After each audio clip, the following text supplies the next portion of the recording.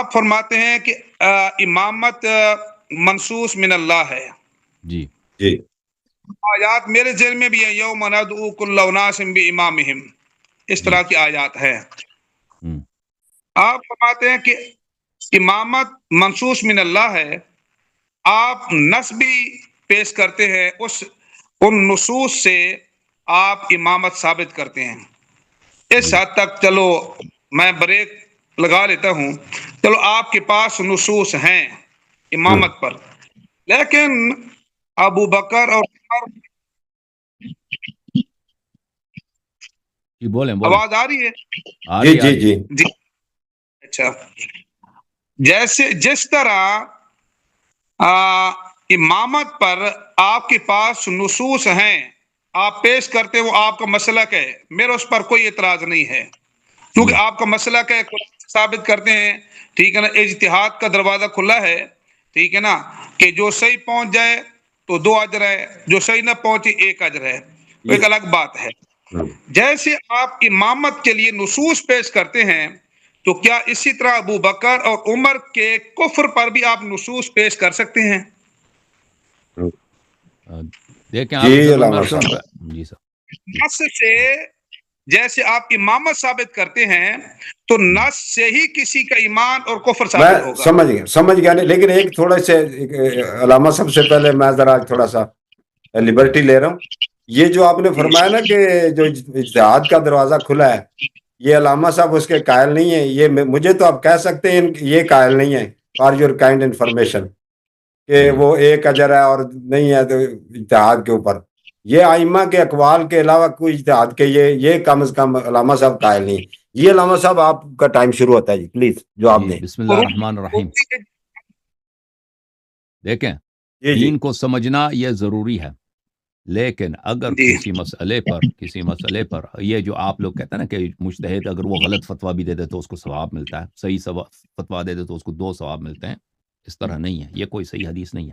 یہ صرف اس بات کے صحیح ثابت کرنے کے لیے کہ علماء اور آپ کے ائمہ اور آپ کے خلفاء ہمیشہ ہر طرح کے فتوے دیتے ہیں. کوئی اس طرح فتویٰ دے رہا ہے، کوئی دوسرا اسی فتوے کے نقص میں فتویٰ دے رہا ہے، تو ان کی تصحیح جسٹیفائی کرنے کے لیے کہ بھئی اگر کسی نے غلط فتویٰ بھی دیا تو غلط آدمی نے اس کو ثواب ہے، اس کو لیے یہ حدیث گڑی گئی ہے، بنائی گئی ہے. کوئی حدیث نہیں ہے کہ کوئی غلط بات بھی کرے تو اس کو ثواب ہے. جو صحیح ثواب ہدایت کرے گا لوگوں کی اس کو ثواب، جو لوگوں کو گمراہ کرے گا اس کا کوئی ثواب نہیں ہے، وہ خود گمراہ ہو جائے گا، وہ اس کو عذاب ملے گا. اچھا جی سر بولیں. اچھا یہاں تھوڑا سا کہ یہ جو آپ فرما رہے ہیں کہ یہ حدیث گھڑی گئی ہے ان لوگوں کے لیے جو غلط فتویٰ دیتے ہیں، کہ بنیاد غلطی پر نہیں ہوتی، بنیاد اجتہاد پر ہوتی ہے کہ ایک آدمی اپنے تئیں وہ اس مسئلے کو صحیح بیان کر رہا ہے، لیکن وہ تو اللہ کو پتا کہ یہ مسئلہ صحیح ہے یا غلط ہے. اس نے اپنے حد تک کوشش کی ہے صحیح مسئلہ بیان کرنے کی، لیکن اللہ کے ہاں وہ غلط. لیکن وہ بیان کرنے والا غلطی پر بیان نہیں کر رہا. وہ یہ نہیں کہہ رہا کہ مجھے یہ حدیث مل گئی ہے تو لہذا میں غلط ہی بیان کر دوں. نہیں، وہ اپنی تائیں وہ کوشش کرتا ہے کہ صحیح مسئلہ قرآن و حدیث سے عکس کر کے بتا دے. اگر کوئی ایسا مسئلہ ہے نا، اگر کوئی ایسا مسئلہ ہے کہ وہ حدیث میں آیا ہے، سنت میں آیا یا قرآن میں اس کی واضح دلیل ہے، جواب دے رہا نا، تو وہ غلط ہو ہی نہیں سکتا. اگر نہیں ہے تو اس کو اگر کوئی مسئلہ واضح طور پر قرآن و سنت میں نہیں تو اس کو کہنا چاہیے مجھے نہیں آتا. اپنے سے نہ بنائے کہ کہہ دے اگر صحیح ہوا تو چلے ٹھیک ہے مجھے ڈبل ثواب ہے، اگر نہیں ہے، اگر غلط نکلا تو مجھے 1 ثواب ہے.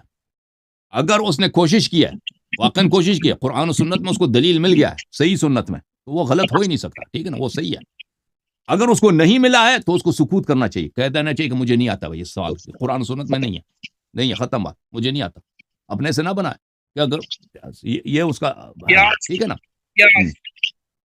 قیاس وغیرہ سے نہ بنا، قیاس بنائے یا اچھا. تو یہ اہل بیت علیہ السلام کے احادیث میں بہت زیادہ ہے کہ ایک بات جو تمہیں اس کا پتہ ہے اس کو بولا کرو، جو تمہیں نہیں آتا لوگ کہہ دو لوگوں کو مجھے نہیں آتا، یہ اس کا جواب مجھے نہیں آتا. اگر اپنے سے بناؤ گے تو اگر تم اہل بیت علیہ السلام کا یہ فرمان ہے کہ اگر اپنے سے کوئی شخص کچھ کہتا ہے اس کو قرآن سنت دے کے نہیں بولتا، ایسے کچھ کہہ دیتا، وہ اتفاقی طور پہ وہ صحیح بھی نکلتا ہے، اتفاقی طور پہ وہ اس کی پھر بھی اس کا اجر نہیں ہے، اس کا کوئی ثواب نہیں اللہ کے نزدیک. تم نے کیوں بولا ہے بھائی؟ تمہیں دیکھ کے بولنا چاہیے تھا. اچھا یہ بات ہے. اب اس بات کا کہ کیا شیخین کے کہ ان کے عدم اسلام میں ہمارے پاس شیعہ مکتب میں تو نصوص بہت زیادہ ہیں، اہل بیت علیہ السلام کے روایات بہت زیادہ ہیں، یعنی ہم شیعہ احادیث میں جب آپ جاتے ہیں نا شیخین کے متعلق، آپ کو ایک حدیث بھی نہیں ملتا شیخین کی تعریف میں، مدح میں، امام امیر المؤمنین علیہ السلام سے لے کر رسول اللہ صلی اللہ علیہ وسلم سے لے کر فاطمہ الزہرا سلام اللہ علیہ، امام مہدی علیہ السلام تک صبر آپ کو جی سر جتنے احادیث ملیں گے ان کے مذمت میں ملیں گے، ان کے مذمت میں ملیں گے، ٹھیک ہے نا۔ ایک کتاب ہے ہمارے پاس کشف الغمہ ہے اس کا نام، اس میں مصنف نے بولا کہ میں اس کتاب میں اہل بیت علیہ السلام کے فضائل اہل سنت کے کتب سے نقل کرتا ہوں، اہل سنت کے کتب سے نقل کرتا ہوں تاکہ یہ ان کے جب کوئی ان سے مناظرہ کرتا ہے، کوئی ان سے گفتگو کرتا ہے تو ان پہ حجت ہو۔ تو اس میں کچھ احادیث ہیں کشف الغمہ میں کہ وہ اس میں ابو بکر عمر عثمان ان کے کچھ تعریفات آپ کو ملیں گے، لیکن اس میں مصنف نے خود بولا کہ یہ ہماری احادیث نہیں ہے، یہ احادیث نہیں ہے۔ تو اس کے نصوص بے نہایت زیادہ ہیں، ٹھیک ہے نا۔ اگر آپ چاہتے ہیں کہ ہم اہل سنت کے کتب سے نصوص ثابت کریں کہ نام لے کر اہل سنت کے کتب سے، بخاری، مسلم، سنن ترمذی، تو ان کتابوں میں اس طرح نہیں ملے گا آپ کو کہ نام لے کر کوئی پیغمبر صلی اللہ علیہ وسلم کہہ دے کہ ابو بکر مثلا منافق ہے یا عمر دین سے خارج ہے، اس طرح کے احادیث نہیں ملیں گے ان کے کتب میں، وہ پاگل نہیں ہے، وہ اس طرح حدیث نقل نہیں کرتے۔ شیعہ کتب میں بکثرت کے ساتھ موجود ہے، ٹھیک ہے، لیکن ہم اہل سنت کے کتب میں ایسی ان کے افعال، ان کے اقوال ایسے ہیں نا کہ انہوں نے جو کیا ہے، شیخین نے جو کیا ہے، مثلا تراویح ایجاد کی ہے، طلاق ثلاثہ قرآن کے خلاف بنا دیا ہے، اللہ آپ کا بھلا کرے، نبی صلی اللہ علیہ وسلم کی سنتوں کو چینج کیا ہے، خود خلیفہ بنے ہیں، اس طرح اہل بیت علیہ السلام پہ ظلم کیا ہے، فدق غصب کیا ہے، اس طرح کے بہت سارے مسائل ہیں، ٹھیک ہے نا، کہ ان سے ثابت ہوتا ہے کہ ان پہ جو شیعہ تعان لگاتے ہیں وہ صحیح ہے۔ لیکن اگر آپ چاہتے ہیں نا قرآن کی آیت ہمیں سے دکھائیں واضح طور پر نام لے کر کہنا کہ فلان شخص منافق ہے، نہیں، یا کوئی حدیث اہل سنت کے کتب سے اس طرح واضح ہمارے پاس نہیں ہے، اس طرح عائشہ کے متعلق ہے، ابو بکر عمر کے متعلق نہیں ہے، میرے ذہن میں نہیں آ رہا، اگر ہے تو میرے ذہن میں نہیں آ رہا۔ آپ کی جو کتب ہیں، ٹھیک ہے نا، اب اگر اوور آل دیکھا جائے، ورلڈ کو دیکھا جائے، تو اہل سنت میں دیوبند بھی ہیں، اہل حدیث بھی ہیں، بریلوی بھی ہیں، تمام مکاتب فکر جو ہیں وہ بخاری مسلم سیاہ ستہ پر ان کا اتفاق ہے، وہ مانتے ہیں۔ لیکن اہل سنت کے تمام جو فرقے ہیں، جو مسالک ہیں، ان کے مقابلے میں شیعہ نمک کے برابر ہیں، تو لہذا نمک کے برابر جو آپ کے پاس کتب حدیث ہیں وہ اہل سنت کے ہاں حجت نہیں ہیں، تو لہذا آپ کی بات، آپ کی جو کتب ہیں ان سے تو حجت ہمارے اوپر قائم نہیں ہو سکتی۔ آپ حجت قائم کرنا چاہتے ہیں تو آپ ہماری کتب سے آپ ان کا کفر ثابت کریں، ہماری کتب سے، نصوص سے، قرآنی آیات سے آپ ثابت کریں، کیونکہ جیسے آپ عقیدہ امامت کو قرآن سے، نص سے آپ ثابت کرتے ہیں، اسی طرح کسی کا کفر بھی آپ نص سے ثابت کریں گے۔ دیکھیں نص، دیکھیں اب جب آپ یہ پہلی بات آپ کی غلط ہے کہ شیعہ نمک کے برابر ہے، ٹھیک ہے نا، اگر شیعہ تعداد میں کم ہے لیکن نمک کے برابر نہیں، کیونکہ تعداد اتنی بھی کم نہیں ہے۔ اور جہاں تک شیعہ کتب حدیث کا تعلق ہے، شیعہ کتب حدیث آپ کے کتب حدیث سے کئی گنا بڑے ہیں، کئی گنا بڑا ہے، ہمارے ہاں حدیث بہت زیادہ ہے، دوسری بات۔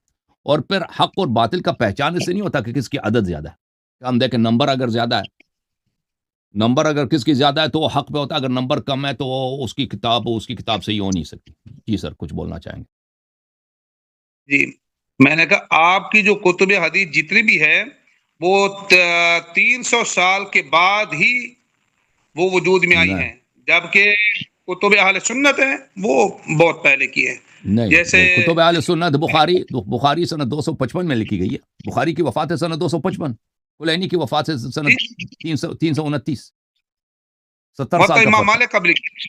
اجازت ہے وہ 150 ہے، 150 ہے۔ سلیم ابن قیس کی وفات ہے سنہ 80، سلیم ابن قیس کی وفات ہے سنہ 80۔ ہماری جو کتابیں ہیں وہ ائمہ اہل بیت علیہ السلام کی زیر نگرانی لکھی گئی ہیں، اس کا فرق یہ ہے آپ کی احادیث سینہ بسینہ آتی رہی ہیں سنہ 250 تک، اس میں زمین آسمان کا فرق ہے کہ آپ کے ہاں احادیث سینہ بسینہ آ رہی ہیں، آپ کو پتہ ہے کہ سینہ بسینہ جو باتیں نقل ہوتی ہیں ان پہ کوئی اعتماد نہیں ہوتا، لوگوں کے حافظے کمزور ہوتے ہیں، لوگ بھول جاتے ہیں، اور لوگوں کے تعصبات ہوتے ہیں، وہ اپنے تعصب کے مطابق نقل کرتے ہیں، ٹھیک ہے نا۔ تو آپ کے احادیث جیسے یہود ہیں نا، ان کے پاس 2 قسم کے تورات ہیں، ایک اورل تورات ہے، شفائی تورات اور ایک ہے لکھی ہوئی تورات. لکھی ہوئی تورات کو تناخ کہتے ہیں, دوسری تورات کو اب میں لفظ بھول گیا, اس کو کچھ ایک اور کہتے ہیں. تو رسول صلی اللہ علیہ وسلم نے فرمایا میری امت یہود کے نقش قدم پہ چلے گا, منہ بمنہ ان کے نقش قدم پہ چلے گا. آپ بالکل ان کے نقش قدم پہ چلے. آپ نے احادیث یہودیوں کی طرح سینہ بسینہ نقل کی, شیعوں نے لکھ کر نقل کیا. تو شیعوں کے احادیث اہل بیت علیہ السلام کے زیر نگرانی لکھی گئی ہے. آپ کے احادیث وہ کسی کو پتہ ہی نہیں, معاویہ وہ بنی امیہ بنی عباس کے دربار والوں نے لکھی ہے نا, اور وہ بھی سینہ بسینہ نقل کرتے آ رہے ہیں. اس پہ کوئی اعتبار ہی نہیں کر سکتا. علمی لحاظ سے اگر کوئی شخص ایمانداری سے دیکھے کہ کوئی بات, مثلا ابھی دیکھیں ابھی قیام پاکستان سے کتنے سال ہوئے ہیں. قیام پاکستان ہے سنہ 47 کو, اور آج ہے سنہ 2026, یعنی قیام پاکستان کو ہو گئے تقریباً 80 سال. اگر تحریک پاکستان جب پاکستان بن رہی تھی اس زمانے سے کوئی شخص سینہ بسینہ کوئی بات نقل کرے, اس پہ کوئی اعتماد ہوتا ہے؟ بہت کم لوگوں کو اعتماد ہوا. کبھی کوئی شخص کہتا ہے نا میرے پردادا پر میرے چچا نے میرے دادا سے سنا, میرے دادا نے اس کے پڑوسی سے سنا کہ اس نے دیکھا کہ قائد اعظم وہاں پہ یہ تقریر کر رہے تھے. اگر کوئی اس طرح کا سند آپ کو بتائے نا, کسی اخبار میں اگر دکھائے تو ٹھیک ہے, کتاب میں دکھائے تو ٹھیک ہے, لیکن اگر کوئی اس طرح کا سند آپ کو دے دے نا کہ 3-4 نسلیں گزر گئی ہیں تحریک پاکستان سے لے کر, تو آپ اس کی بات پہ اعتبار نہیں کریں گے, حالانکہ وہ 80 سال ہے اور آپ کی کتابیں 200 سال بعد لکھی گئی ہیں. تو آپ کی کتابوں پہ یہ جو کرسچن حضرات اور ویسٹرن اکیڈیمینز آپ کے کتب حدیث پہ الزام لگاتے ہیں کہ یہ قابل اعتماد نہیں ہے, بالکل ان کی بات صحیح ہے. یہ اسناد وغیرہ سے بنانے سے وہ صحیح نہیں ہوتی, کیونکہ یہ اورلی شفائی طور پہ نقل کی گئی. اچھا, اب بات آتا ہے نا کہ نص پر. دیکھیں, آپ نے کہا کہ 12 اماموں کے نص ہیں, آپ نے کہا مانتے ہیں آپ کے پاس نصوص ہیں کہ اللہ تعالیٰ نے رسول اللہ صلی اللہ علیہ وسلم نے اپنے بعد 12 اماموں کو نام لے کر تعین کیا. آپ نے بولا اس طرح کے نص ہمیں دکھاؤ کہ ابو بکر عمر بھی دین سے خارج ہو. میں نے کہا کہ ہماری کتب میں موجود ہے, آپ کی کتب سے ثابت نہیں کر سکتے اس طرح کے نص کہ نام لے کر بخاری, مسلم, سنن ترمذی وغیرہ کہتے ہیں کہ بھئی یہ آدمی غلط ہے, نبی صلی اللہ علیہ وسلم نے کہا ہو یا حدیث قدسی.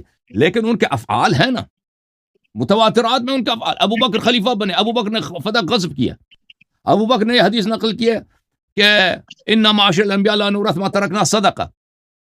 رسول صلی اللہ علیہ وسلم نے ابو بکر عمر کو اسامہ ابن زید کے کمان کے اندر ان کے وہ اسامہ ابن زید جنرل ہیں, ان کو سپاہی بنا کے بھیجا آخری سنہ 10 ہجری کو.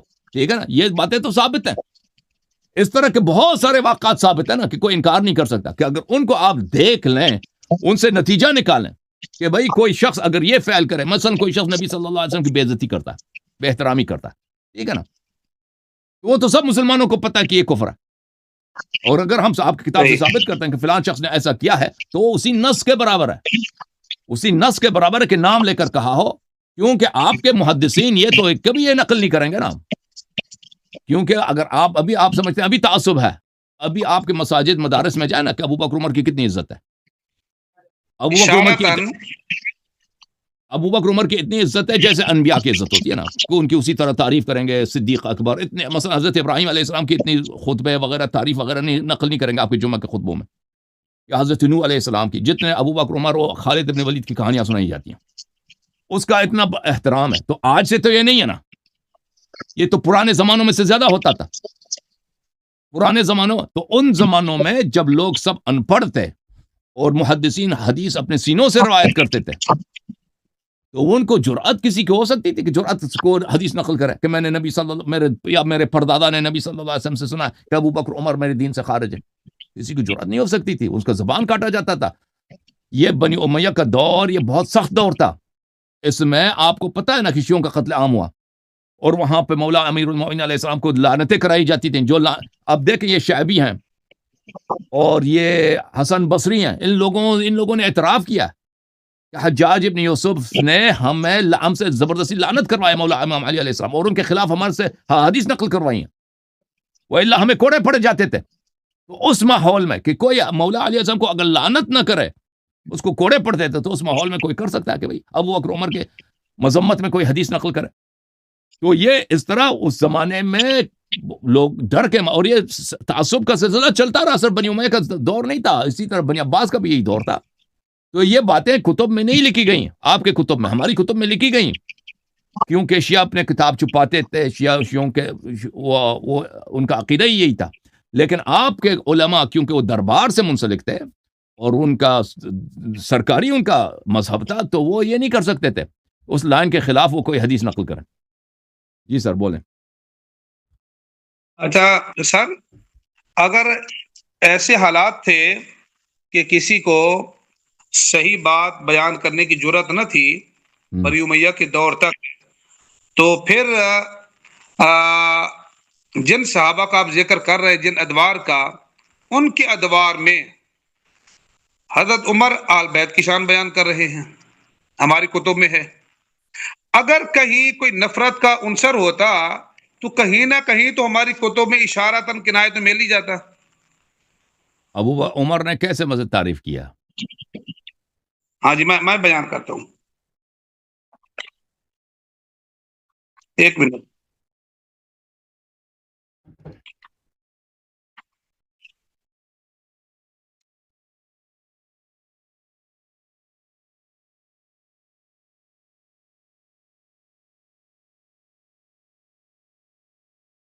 ہاں جی سنیں جی.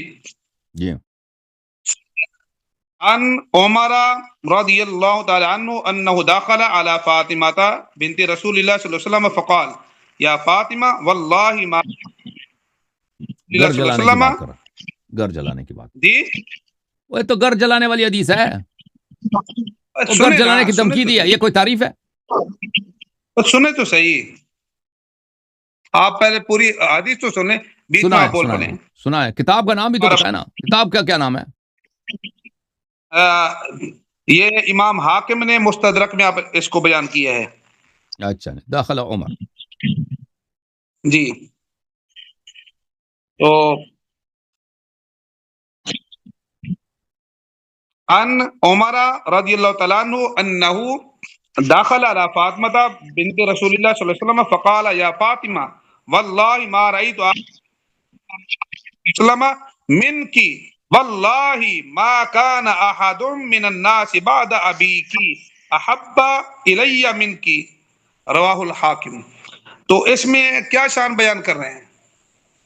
حضرت عمر رضی اللہ تعالیٰ عنہ فرما رہے ہیں کہ بیان کرتے ہیں کہ وہ رسول اللہ صلی اللہ علیہ وسلم کی صاحبزادی سید فاطمہ کے ہاں گئے اور کہا اے فاطمہ، خدا کی قسم میں نے آپ کے سوا کسی شخص کو حضور نبی کریم صلی اللہ علیہ وسلم کے نزدیک محبوب تر نہیں دیکھا، اور خدا کی قسم لوگوں میں سے مجھے بھی آپ کے والد محترم کے بعد کوئی آپ سے زیادہ محبوب نہیں. یعنی حضور کے بعد آپ محبوب ہے کائنات میں. اتنی بڑی تعریف کیا دشمن بھی ایسی بات کر سکتا ہے؟ دیکھیں، پہلی بات یہ ہے کہ اگر کوئی دیکھیں، اگر کوئی صرف آپ اب سن لیں، پہلی بات یہ ہے کہ حاکم نے اس حدیث کو کاٹا ہوا ہے. یہ حدیث جو ہے اس کا فل جو ہے کہاں پہ آپ کو ملے گا؟ مصنف ابن شیبہ میں ملے گا. حاکم نے اس حدیث کی تحقیق کی ہے، اس حدیث کا ادامہ بھی ہے، اس حدیث کا باقی حصہ بھی ہے. یہ جس طرح اس کی پوری روایت اس طرح ہے کہ وہ آئے حضرت فاطمہ الزہرا سلام اللہ علیہا کے ہاں اور کہا کہ آپ کے والد سب لوگوں سے ہمارے زیادہ پیارے تھے اور آپ ان کے بعد سب سے زیادہ پیاری ہیں، لیکن اگر یہ لوگ آپ کے گھر میں جمع ہو گئے تو ہم آپ کے گھر کو جلائیں گے.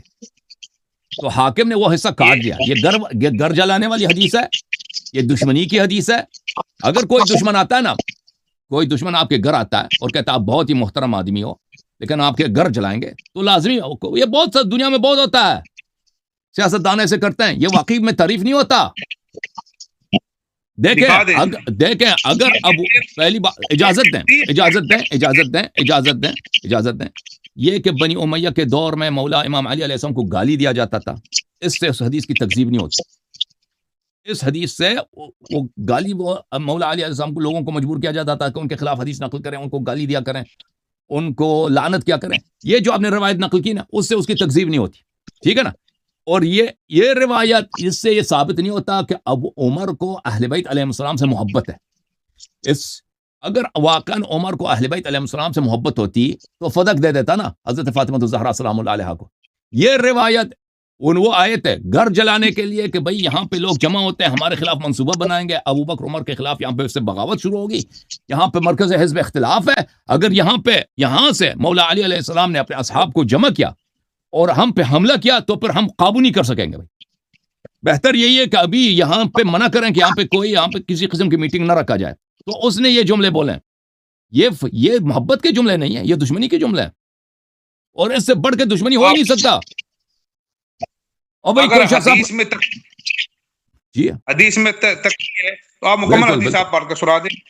میں ابھی دکھا دیتا ہوں. ابن ابی شیبہ کا آپ نے حوالہ دیا نا, ابن میں ابی ابھی دکھا شیبہ میں دیتا آپ نے ہوں. کہا میں ابھی دکھا دیتا ہوں بھائی.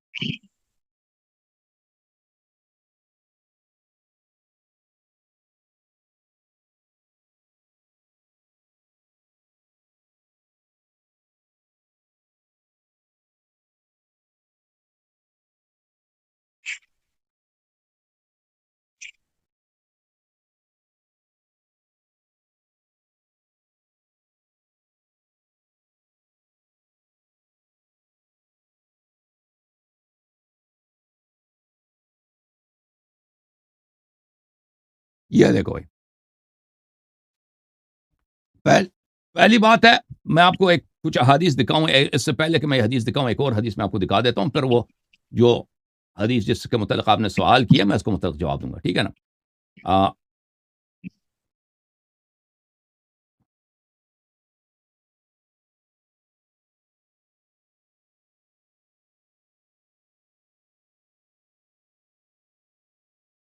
یہ کتاب ہے صحیح ابن حبان, اور یہ حدیث ترمذی میں بھی موجود ہے, اور یہ حدیث سنن ابن ماجہ بھی موجود ہے. شاب مؤسسۃ الرسالہ جلد نمبر ہے 15 اور یہ حدیث ہے ذکر بیان بأن محبت المصطفى مقرونۃ بمحبت فاطمہ والحسن والحسین علیہم السلام وكذلك بغضه ببغضهم. نبی صلی اللہ علیہ وسلم کی محبت فاطمہ حسن حسین علیہ السلام کی محبت کے ساتھ جڑی ہوئی ہے, اور اسی طرح نبی صلی اللہ علیہ وسلم کا بغض ان کے بغض کے ساتھ جڑی ہوئی ہے, ٹھیک ہے نا.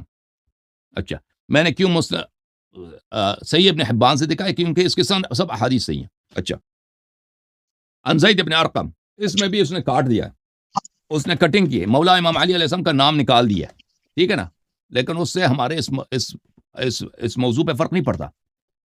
زید ابن ارقم نے کہا کہ قال لفاطمہ ان النبی صلی اللہ علیہ وسلم قال لفاطمہ, نبی صلی اللہ علیہ وآلہ وسلم نے فاطمہ الحسن والحسین علیہ السلام ان سے کہا. مولا علی علیہ السلام کو نکال دیا کیونکہ مولا علی علیہ السلام سے معاویہ اور عائشہ نے جنگ کیا. اچھا, انا حرب لمن حاربکم وسلم لمن سالمکم, جو آپ سے جنگ کرے میں اس کے خلاف شدید جنگ میں. حرب جو ہے نا مصدر ہے, مصدر جب ذات پہ حمل ہوتا ہے تو یہ مبالغہ کے لیے ہوتا ہے.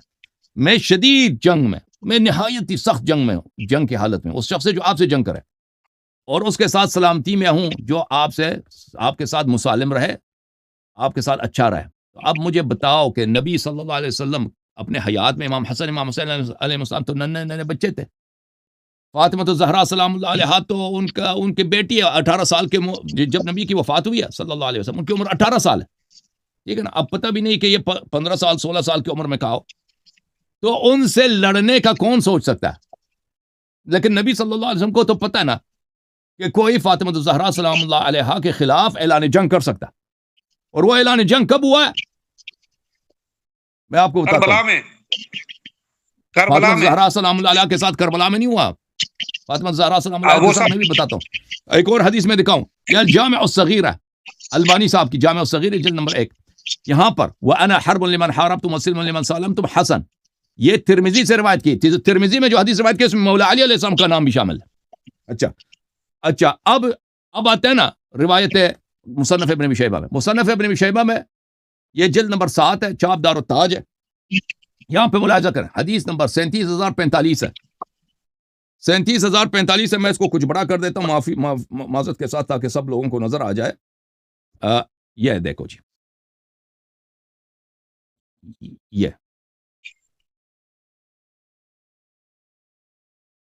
زید ابن اسلم اپنے والد اسلم العدوی جو ابو عمر کا غلام تھا اس سے روایت کی انہو بویع علی ابی بکر, جب ابو بکر کے ساتھ بیعت ہوئے رسول صلی اللہ علیہ وسلم کے بعد, کان علی والزبیر يدخلان علی فاطمہ بنت رسول اللہ صلی اللہ علیہ وآلہ, علی علیہ السلام اور زبیر ابن عوام یہ فاطمہ الزہرا سلام علیہا کے پاس آتی تھی. فیشاورونها ويرتجعون فی امر, ان کے ساتھ مشورے کرتے تھے, اپنے کام کرتے تھے. اچھا, فلما بلغ ذلك عمر بن الخطاب خرج حتى دخل على فاطمہ. جب عمر کو خبر ہوئی ہے کہ یہ لوگ وہاں پہ میٹنگ رکھتے ہیں تو یہ آئے اور فاطمہ سلام اللہ علیہ کے گھر میں داخل ہوئے. یا بنت رسول اللہ، اے رسول کی بیٹی صلی اللہ علیہ وآلہ وسلم، واللہ ما من احد احب الینا من ابیک، اللہ کی قسم آپ میں سے کوئی شخص آپ کے والد صاحب سے ہمارے نزدیک زیادہ محترم پیارے نہیں ہیں.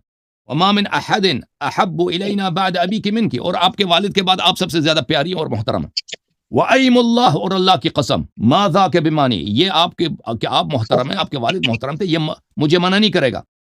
ان اجتمع هؤلاء النفر عندك ان امرتم ان يحرق عليهم البيت، اگر یہ آدمی پھر امام علی علیہ السلام زبیر آپ کے گھر میں آ جائیں تو یہ افراد آ جائیں تو میں حکم دوں گا، فرمان دوں گا کہ آپ کا گھر آپ پہ جلایا جائے.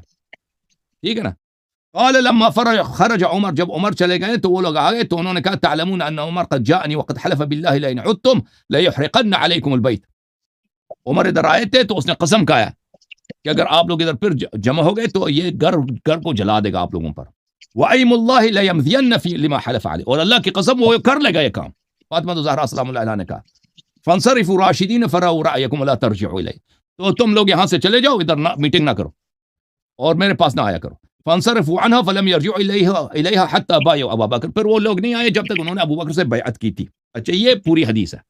اب آپ کہتے ہیں اس میں محبت ہے. جی اس میں جو ہمیں نظر آیا نا، آپ نے مجھ سے ڈیمانڈ کیا تھا کہ آپ نص دکھائیں شیخین کے کفر پر، آپ نے یہ ڈیمانڈ کیا تھا نا، یہ ہے کہ رسول صلی اللہ علیہ وسلم نے فرمایا تھا کہ جو فاطمہ سے لڑے وہ مجھ سے لڑتا ہے، اور جو فاطمہ الزہرا سلام اللہ علیہ کے گھر پہ آ کر کہتا ہے کہ میں آپ کے گھر جلاؤں گا، اور نبی صلی اللہ علیہ وسلم کے وفات کے کچھ دن بعد ابھی ابو بکر کی بیعت بھی نہیں ہوئی ہے، میں آپ کے گھر جلا دوں گا، یہ نہ نبی سے محبت کرتا ہے نہ فاطمہ الزہرا سلام اللہ علیہ سے محبت کرتا ہے، بلکہ اس نے اعلان جنگ کیے فاطمہ الزہرا سے.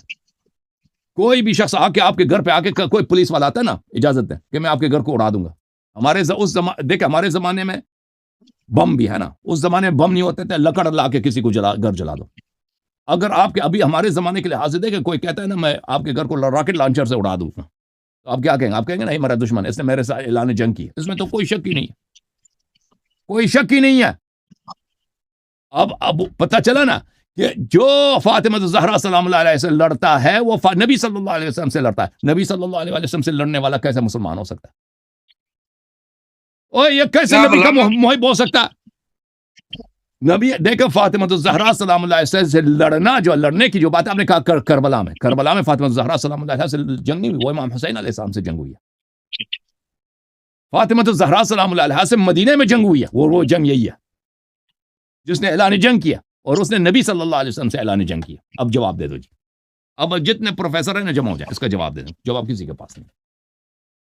محترم بات سنیں کہ حضرت عمر نے کہا جلاؤں گا، جلایا تو نہیں نا؟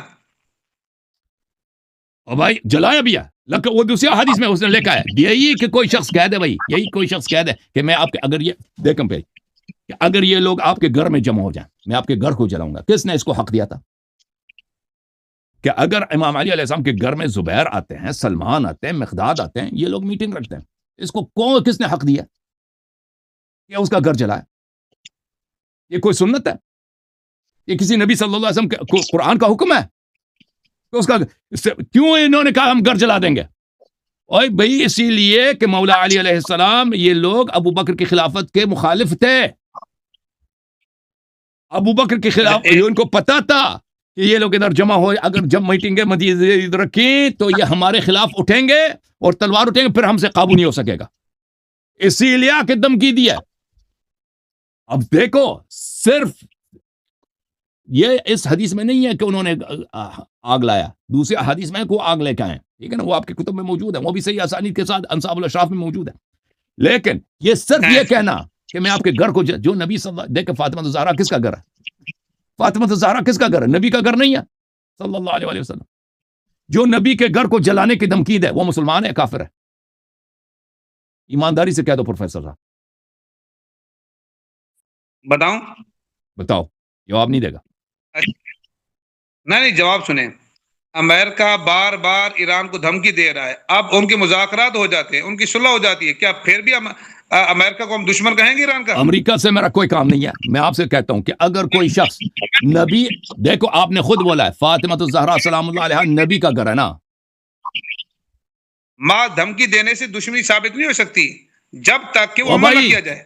جو نبی صلی اللہ علیہ وسلم کے گھر کو دھمکی دے جلانے کی، وہ مسلمان ہے کافر ہے؟ جب تک وہ عمل نہ کرے. ہاں اگر رجوع دھمکی کر دینے، دے، اگر جو کوئی کہہ دے میں نبی صلی اللہ علیہ وسلم کو قتل کرتا ہوں، قتل کرنے کی دھمکی دیتا، وہ جب تک عمل نہ کرے وہ کافر نہیں بنتا. جو کہہ دے میں مسجد نبی کو جلانے کی کوشش، میں جلاؤں گا، کل جا کے جلاؤں گا، یہ کافر نہیں بنتا. جب تک نہ جلائے وہ کافر نہیں بنتا. کفر بکنے سے کوئی کافر نہیں بنتا. میں آپ کو بتاتا ہوں بھائی، دیکھو تم عمر کے خاطر تم نے نبی صلی اللہ علیہ وسلم سے ہاتھ اٹھایا. عمر کے خاطر تم نے یہ نہیں کہا کہ جو نبی کے گھر کو جلانے کا کہہ دے وہ مسلمان ہو ہی نہیں سکتا. پتہ چلا نا کہ تیرے دل میں عمر کا حب نبی صلی اللہ علیہ وسلم کے حب سے زیادہ ہے. حالات کے پیش نظر حالات کو یہ دیکھو، میں حاکم کا ایک حدیث آپ کو دکھا دیتا ہوں. حاکم کا ایک حدیث میں آپ کو دکھا دیتا ہوں. یہ دیکھو، یہ حاکم کی، یہ فضائل فاطمہ الزہرا للحاکم النیسابوری، یہ حاکم نیسابوری کے فضائل فاطمہ الزہرا ہے. اچھا، یہاں پہ ملاحظہ کریں، کہتے ہیں وقد صحت الروایہ، کہتے ہیں یہ حدیث صحیح ہے، ان رسول اللہ صلی اللہ علیہ وآلہ وسلم کان یقوم الیہا، رسول اللہ صلی اللہ علیہ وسلم فاطمہ الزہرا سلام اللہ علیہا کے احترام میں جب وہ آ جاتی تھی تو کھڑے ہو جاتے تھے. کبھی آپ نے دیکھا ہے کہ پیغمبر ابو بکر عمر کے لیے کھڑے ہو جائیں؟ کہیں نہیں ملے گا. کسی صحابی کے لیے کھڑے ہوں نہیں ملے گا آپ کو. فاطمہ الزہرا سلام اللہ علیہا کے لیے وہ کھڑے ہوتے تھے. وَيَسْتَقْبِلُهَا، ان کے استقبال کو آتے تھے. وَيُقَبِّلُ يَدَهَا كُلَّمَا دَخَلَتْ عَلَيْهِ، اور ہر دفعہ نبی صلی اللہ علیہ وسلم کے پاس آتی تھی تو نبی صلی اللہ علیہ وسلم کو ان کے ہاتھ پہ بوسہ دیتی تھی. یہ کسی کے پاس نہیں ہے. اور نبی صلی اللہ علیہ وسلم نے فرمایا ام ابیہا، یہ میری ماں ہے. اپنی بیٹی کو کہا نا کہ یہ محمد کی ماں ہے. محمد صلی اللہ علیہ وسلم کے ماں بچپن میں وفات ہو چکی تھی، حضرت آمنہ. فرمایا اتنے محبت، اتنا پیار کہ یہ میری ماں ہے، یہ میری بیٹی میری ماں ہے. اس طرح فرماتی تھی. اپنی بیٹی کو اپنے ماں کہتے تھے. اچھا، اس بیٹی کو فرمایا، اس کے بعد کہا ھذا حدیث صحیح الاسناد علی شرط الشیخین، یہ حدیث بشرط الشیخین صحیح ہے. اچھا، یہ جب پتا چلا تو مجھے بتاؤ جی. اچھا، ایک اور میں حدیث آپ کو دکھاؤں، یہ مستدرک صحیحین ہے، حاکم نیسابوری کی جزء ثالث. یہ ملاحظہ کرو جی، عائشہ سے حدیث ہے اور کہا کہ یہ حدیث صحیح علی شرط الشیخین. 4791 ذہبی نے بھی کہا حدیث صحیح ہے. عائشہ نے کہا ما رأیت احدا کان اشبہ کلاما وحدیثا من فاطمہ برسول اللہ صلی اللہ علیہ وسلم، میں نے کسی کو نہیں دیکھا ہے کہ وہ رسول صلی اللہ علیہ وسلم کے اس قدر شبیہ ہو جتنی فاطمہ الزہرا سلام اللہ شبیہ تھی. کس طرح؟ کلام میں اور سخن میں. ان کی گفتگو کا انداز، ان کی آواز، ان کا لب و لہجہ بالکل اپنے والد جیسا تھا. اور وہ بھی کہ وَكَانَتْ إِذَا دَخَلَتْ عَلَيْهِ رَحَّبَ بِهَا وَقَامَ إِلَيْهَا، جب بھی وہ نبی صلی اللہ علیہ وسلم کے پاس آتی تھیں تو نبی صلی اللہ علیہ وسلم کو مرحبا کہتے تھے اور کھڑے ہو جاتے تھے اپنی جگہ سے. وَقَامَ إِلَيْهَا، اور جاتے تھے، آگے جاتے تھے ان کے استقبال کے لیے. فَأَخَذَ بِيَدِهَا فَقَبَّلَهَا، ان کا ہاتھ لے کر ہاتھ پہ بوسہ دیتے تھے. وَأَجْلَسَهَا فِي مَجْلِسِهِ، اور اپنی سیٹ پہ آ کے ان کو بٹھاتے تھے. جس بی بی کے اور جس کے متعلق رسول صلی اللہ علیہ وسلم نے فرمایا فاطمہ تو بضعۃ منی یغضبها ما یغضبنی، فاطمہ تو میرے لخت جگر، جو ان کو غصہ دلائے وہ مجھے غصہ دلاتا ہے نا. اور بھائی نبی صلی اللہ علیہ وسلم کو گر گلا جلانے کی دھمکی دے رہا ہے، کہتا ہے وہ مسلمان ہے جی. مسلمان بھی کیا، سب مسلمانوں سے افضل بھی ہے. تو آپ بھی جلاؤ نا، وہ جلانے کا دھمکی دے دو. سر محترم، اس جو آپ نے حدیث بیان کی ہے اس پہ میں مکمل تیاری کر کے، میں جو آپ ڈیٹ بتا دیں میں اس پہ پھر سیر حاصل گفتگو کروں گا. تو اسی طرح مجھے ڈیٹ لمبی دے دیں آپ. ابھی دیکھو، ابھی آپ کی وفات ہو گئی. رسول صلی اللہ علیہ وسلم کو کیا منہ دکھائیں گے بھائی؟ اہل بیت کو کیا منہ دکھائیں گے کہ آپ نے کہا کہ جو پیغمبر کے گھر کو جلانے کی دھمکی دے وہ کافر نہیں ہوتا. نہیں، میں دیکھیں نا، بات سنیں، میں اس پہ تھوڑی سی ریسرچ کر لوں، تحقیق.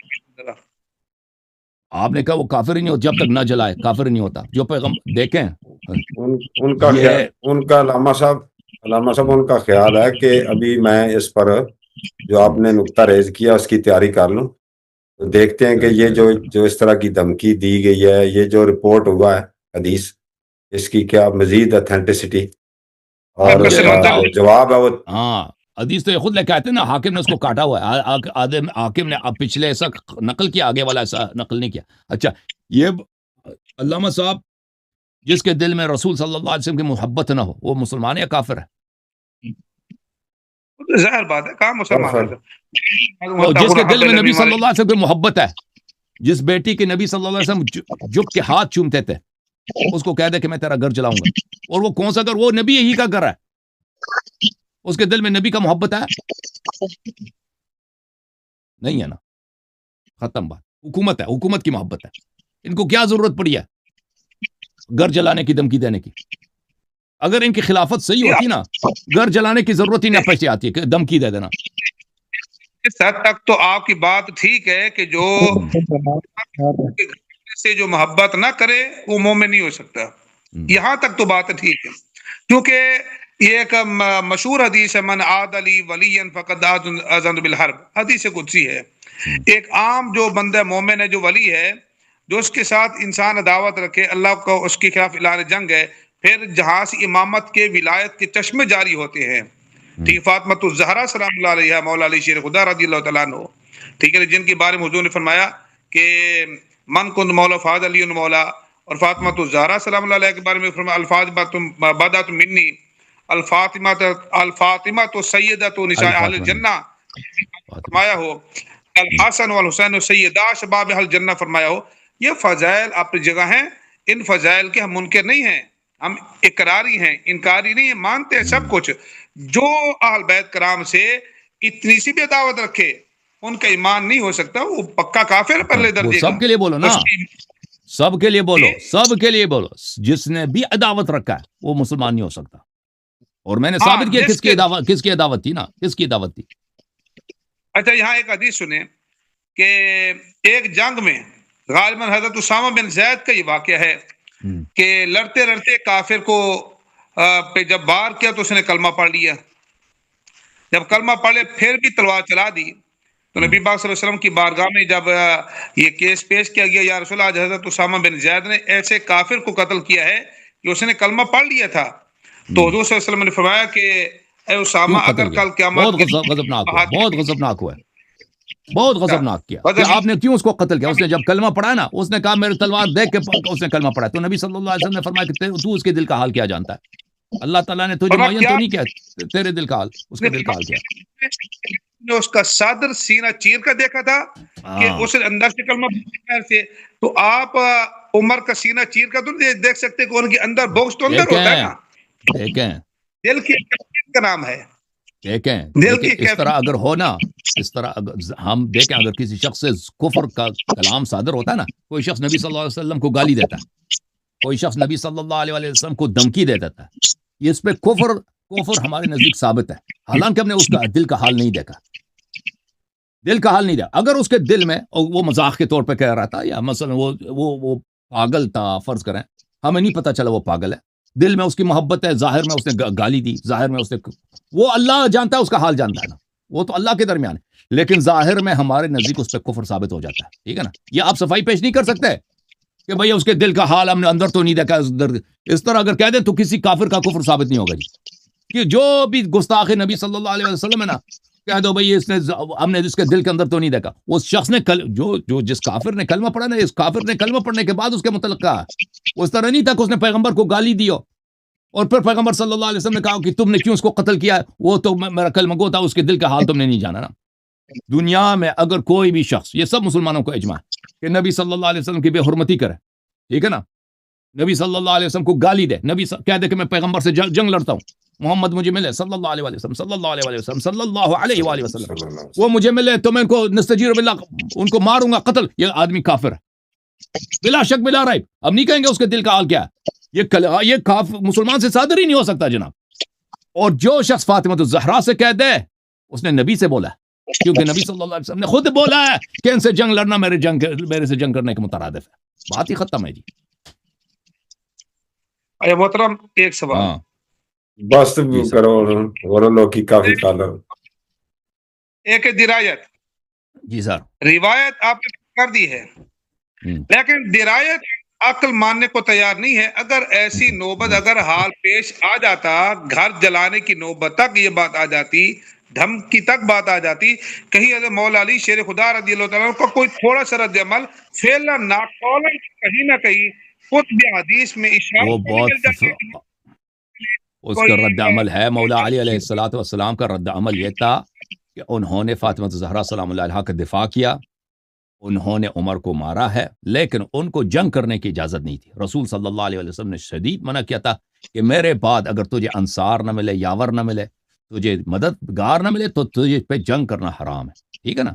تو مولا علی علیہ السلام پہ رسول اللہ صلی اللہ علیہ وسلم نے حرام کیا تھا ان سے جنگ لڑنا، مگر یہ کہ اس کے پاس اتنے لوگ بیعت کے ہوں کہ ان سب کو وہ شکست دے سکیں. تو اتنے لوگ ان کے پاس نہیں تھے اس وقت جب ان کے گھر پہ حملہ ہوا تھا. سلمان، ابو ذر، مقداد، جب ان کو خبر، یہ سب پہنچ گئے تھے مولا علیہ السلام کی مدد کے لیے، لیکن مولا علیہ الصلوۃ والسلام نے کسی کو جنگ لڑنے کی اجازت نہیں دی. اور مولا امیر المؤمنین علیہ الصلوۃ والسلام نے بی بی فاطمہ زہرا سلام اللہ علیہا کا دفاع کیا، عمر کو مارا بھی، اور عمر کو کہا اسی وقت اس کے سینے پہ بیٹھ کے اس کو مارا اور کہا کہ اگر رسول صلی اللہ علیہ وسلم کی اجازت ہوتی اور مجھ پہ حرام نہ ہوتا کہ میں جنگ کرتا تو ابھی تجھے پتہ چلتا کہ علی کی طاقت کیا ہے، تجھے پتہ چلتا کہ کمزور کون ہے اور طاقتور کون، تجھے میں بھی دکھا دیتا. پھر مولا نے اس کو چھوڑ دیا تو وہ گھر کے باہر چلا گیا، چلا کے جا رہا تھا کہ علی نے مجھے قتل کیا جی، مجھے قتل کرنے لگا، بچاؤ بچاؤ بچاؤ. پھر یہ دوبارہ جب ان کو تسلی ہو گئی کہ مولا علیہ السلام نہیں لڑ رہے تو دوبارہ وہ اپنے سپاہی کے ساتھ اندر داخل ہو گئے، اور کیونکہ مولا علیہ السلام نہیں لڑ سکتے تھے تو مولا علی علیہ الصلوۃ والسلام کے لیے رسل لے کے آئے، ان کو باندھا اور لے کے گئے مسجد میں لے کے بیعت کے لیے. ٹھیک ہے نا؟ تو یہ نہیں کہا کہ ان کا رد عمل نہیں تھا، مولا کا رد عمل یہ ہو سکتا ہے ان کا رد عمل نہ ہو، لیکن کیا یہ اسلام کا حکم ہے کہ اگر جہاد کا ضرر ہو، جہاد کا فائدہ نہ ہو، وہ جہاد حرام ہوتا ہے. ٹھیک ہے نا؟ اور رسول صلی اللہ علیہ وسلم کے احادیث ہیں کہ بھائی آپ نہیں لڑ سکتے، اگر آپ کے لوگ آپ کے ساتھ بیعت نہ کریں تو آپ اسلام کو بچانے کے لیے اور لوگوں کو ارتداد سے روکنے کے لیے آپ تحمل کریں، جو بھی ہو تحمل کریں. Okay sir? جی سر. یہ بات جو آپ نے بھی بیان کی ہے، میں آج تک شیعہ کافر شیعہ کے نعرے لگاتا تھا. آج آپ یہ بات ثابت کر دیں کہ یہ جو حضرت عمر کے سینے پر مولا علی بیٹھے ہیں اور یہ بیان فرمایا ہے کہ نبی پاک صلی اللہ علیہ وسلم نے فرمایا کہ جب تمہارے پاس انصار نہ ہو تو ان سے جنگ کرنا. یہ اس کے احادیث بہت زیادہ ہیں، اس کے احادیث بہت زیادہ ہیں جی، احادیث بہت زیادہ ہیں. مولا علی علیہ الصلوۃ والسلام کو صبر شیعہ ہونے کو تیار ہوں. ابھی شیعہ ہو جاؤ نا، ابھی جو میں نے ثابت کیا کہ آپ کا خلیفہ اسلام سے خارج ہے، شیعہ ہونے کے لیے تیار ہوں. اس کا پہلے اس کو تو مان لو نا، جو ثابت میں نے کیا آپ کے کتب سے، اس کو تو ماننے. جو نبی صلی اللہ علیہ وسلم کو گالی دے، اس کو قتل کرنے کی دھمکی دے، وہ کہتا ہوں وہ جب تک قتل نہ کرے مسلمان. یہ خود کہہ رہا تھا وہ جب تک قتل نہ کرے مسلمان ہے. اب کہہ رہا تھا دوسری بات کو ثابت کرو. میرے پاس آپ اپنے عالم کو لے کے آنا مناظرے کے لیے، فاطمہ زہرا سلام اللہ کے گھر پہ حملے کے مناظرے کے لیے میں سب ثابت کروں گا. ٹھیک ہے نا؟ یہ سب میرے ثابت کرنا میری ذمہ داری. میں ریسرچ کروں گا، تحقیق کروں گا، وہ تو آپ تحقیق کر کے آ جاؤ. اور لوگ بھی منتظر ہیں بھائی، اور لوگ بھی منتظر. تھینک یو سر، اللہ آپ کو جزائے خیر دے. جھوم جاؤ، پرواز کرو، کیوں فخر سے سر اٹھا، کیونکہ اللہ تعالیٰ نے تمہیں انتخاب کیا. صراط حق پر صرف تم ہو، صراط ایمان پر صرف کیا، کیونکہ اللہ تعالیٰ نے تمہیں انتخاب کیا. صراط حق پر صرف تم ہو، صراط ایمان پر صرف